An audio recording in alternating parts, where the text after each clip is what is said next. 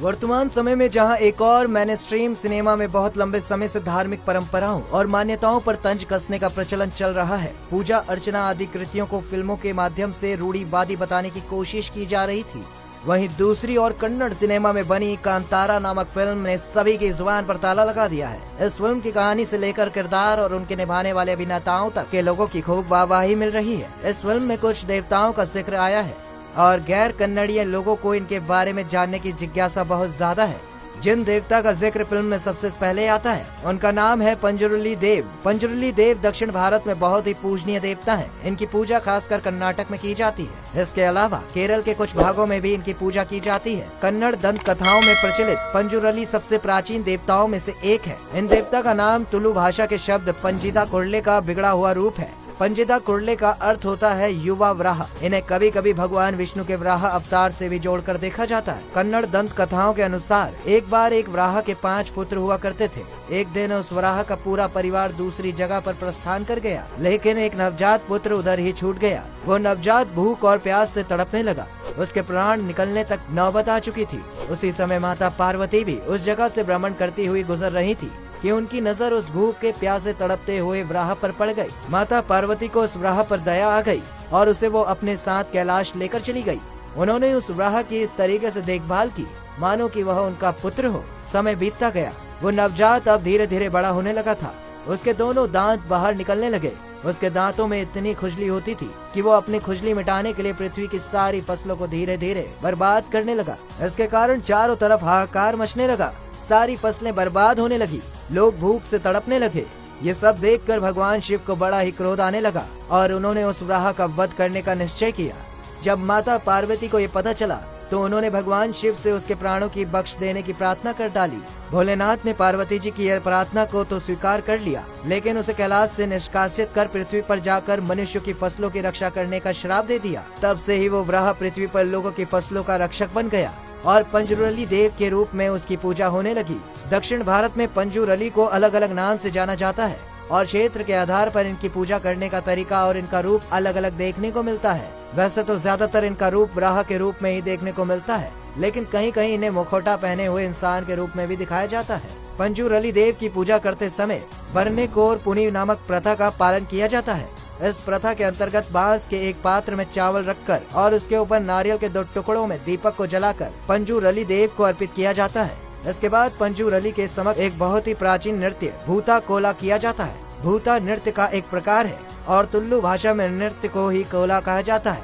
ये नृत्य तब तक किया जाता है जब तक पंजुरुली के सामने नृत्य करने वाले व्यक्ति थक न जाएं, और जब वो व्यक्ति थक जाते हैं उसके बाद पंजुरुली को वो अन्न से भरा हुआ पात्र अर्पित कर दिया जाता है। देखा जाए तो ये एक प्रकार से पंजुरुली देव से अपनी फसलों को बचाने के लिए की गई एक प्रार्थना है। भूत कोला एक ऐसी कला है जो पीढ़ी दर पीढ़ी आगे चलती है। जो व्यक्ति भूत कोला में निपुण होता है वो अपनी सबसे योग्य संतान को इस कला का कठिन परीक्षण देता है। इस नृत्य को करने के लिए केवल वही व्यक्ति योग्य माना जाता है जिसका शरीर एवं मान दोनों पवित्र हैं, जिससे नृत्य करते समय उसके शरीर में देव आत्माएं प्रवेश कर सके। कुछ कथाओं के अनुसार पंजुरुली की एक बहन भी है जिन्हें कलरूर्ती कहा जाता है। मंगलोर की बंतवाल तहसील में कलरूर्ती और पंजुरुली का मंदिर है। इन दोनों भाई बहनों की पूजा एक साथ की जाती है। तुल्लू नड्डू के लगभग प्रत्येक घर में इन दोनों की पूजा की जाती है। कलरूर्ती पंजुरुली को सभी लोग अपने परिवार का मुखिया मानते हैं। परिवार की कोई भी समस्या हो, लोग अपनी समस्या को लेकर हमेशा कल्लूलूर्ती पंजुरुली के पास जाते हैं। ये माना जाता है कि समस्या के समाधान के रूप में कल्लूलूर्ती हमेशा सुझाव देती है, लेकिन समाधान क्या होगा इसका अंतिम निर्णय हमेशा पंजुरुली देव का होता है। पंजुरुली देव के संबंध में और भी मान्यताएं प्रचलन में है। कुछ कथाएं हमें ये बताती हैं कि जब मनुष्य ने पहली बार खेती करना सीखा था तो उस समय जंगली सुअर उनकी फसलों को खराब कर जाते थे। उस समय के इंसानों ने उनको देवीय शक्ति समझा और उनसे अपनी फसलों की रक्षा के लिए प्रार्थना करना शुरू कर दी। इसके अलावा कुछ लोग ये भी कहते हैं कि जब मानव सभ्यता की शुरुआत हुई थी तब मानव ने पहली बार पृथ्वी पर अन्न उगाया था। उसी समय पंजुरुली देव का पृथ्वी पर अवतरण हुआ ताकि वो फसलों की रक्षा कर सके। फिल्म कांतारा में पंजुरुली के साथ साथ गुलिगा देव का भी वर्णन देखने को मिलता है। गुलिगा देवता को उग्र देवता के रूप में देखा जाता है। एक कथा के अनुसार एक बार माता पार्वती भगवान शिव के लिए भस्म लेकर आई थी, तो उस भस्म को जब भोलेनाथ अपने शरीर पर लगा रहे थे तो उसमें से एक कंकड़ निकला। उस कंकड़ को भोलेनाथ ने पृथ्वी पर फेंक दिया। आगे चलकर इसी पत्थर से गुलिका देव का जन्म हुआ। जन्म के बाद गुलिका ने भगवान शिव से राह दिखाने को कहा। इसके बाद भगवान शिव ने उन्हें विष्णु के पास भेजा और भगवान विष्णु ने उन्हें नैना उल्ला संके के गर्भ में भेज दिया। गर्भ धारण के 9 माह पश्चात जब गुलिका देव ने अपनी माँ से पूछा कि वो शरीर के किस भाग से जन्म ले, तो उनकी माँ ने उनसे उसी मार्ग में जन्म लेने को कहा जहाँ से सारी संतानें जन्म लेती हैं। लेकिन गुलिका ने ऐसा नहीं किया। वो अपनी माँ का उदर यानी कि पेट चीरकर बाहर निकले। पेट से बाहर निकलते ही वो भूख से एकदम पागल थे। उन्हें जो मिल रहा था वो उन्हें खाना शुरू कर दे रहे थे। वो धरती की सारी मछलियाँ खा रहे थे। पृथ्वी के सारे जानवर का खून पी गए थे। ये कहा जाता है कि सारा संसार जब उनकी भूख से परेशान हो गया था, तब अतः भगवान विष्णु ने उन्हें अपनी छोटी उंगली खाने को दी।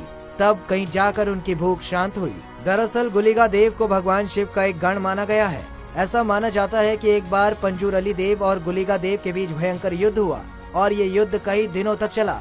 जब सारी सृष्टि इससे त्रस्त हो गई तो खुद माँ दुर्गा को आकर इस युद्ध को रुकवाना पड़ा। इस युद्ध को खत्म करवाकर उन्होंने दोनों को एक साथ रहने की आज्ञा दी।